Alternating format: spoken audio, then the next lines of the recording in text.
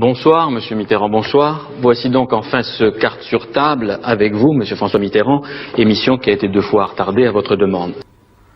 Je crois aux forces de l'esprit. C'est donc votre première grande émission publique et politique dans le cadre de la campagne présidentielle, et c'est peu de dire qu'elle est beaucoup attendue. Dans ma conscience profonde, qui rejoint celle des églises, l'Église catholique, les églises réformées, la religion juive, la totalité des grandes associations humanitaires, internationales et nationales, dans ma conscience, dans le fort de ma conscience, je suis contre la peine de mort. Et je n'ai pas besoin de lire les sondages qui disent le contraire. Une opinion majoritaire est pour la peine de mort. Eh bien moi, je suis candidat à la présidence de la République et je demande une majorité de suffrages aux Français, mais je ne la demande pas dans le secret de ma pensée. Je dis ce que je pense, ce à quoi j'adhère, ce à quoi je crois, ce à quoi se rattachent mes adhésions spirituelles, ma croyance, mon souci de la civilisation. Je ne suis pas favorable à la peine de mort. Je crois aux forces de l'esprit. Et c'est François Mitterrand qui se retrouve de nouveau en première ligne, mais cette fois-ci comme ministre de la Justice.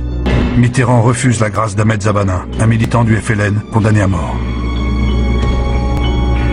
Le 19 juin 1956, il est exécuté. C'est le premier condamné à mort politique guillotiné. Les Algériens en font un martyr de la Révolution. 112 autres prisonniers politiques seront exécutés durant le conflit. La guillotine va devenir une véritable arme de guerre.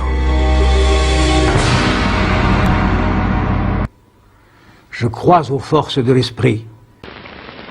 Les conclusions à tirer de ces 2 jours et demi, il serait bien prétentieux de vouloir les appeler définitives.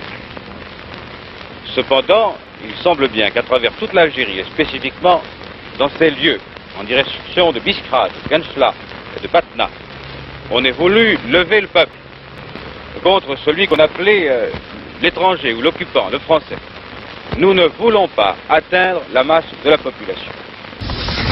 9 février 1982. Munis de pelles et de pioches, des enfants de la ville de Kenchla creusent le sol pour aménager un terrain de foot. À quelques mètres sous terre, ils découvrent des ossements. Le professeur en ramasse un, c'est un tibia humain. Des fouilles approfondies sont entreprises. En 3 mois, 936 cadavres d'hommes, de femmes et d'enfants sont exhumés.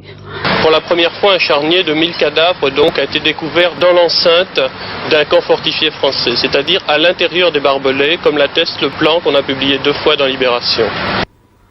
Je crois aux forces de l'esprit. Cela s'appelle, je crois, le sacrifice expiatoire.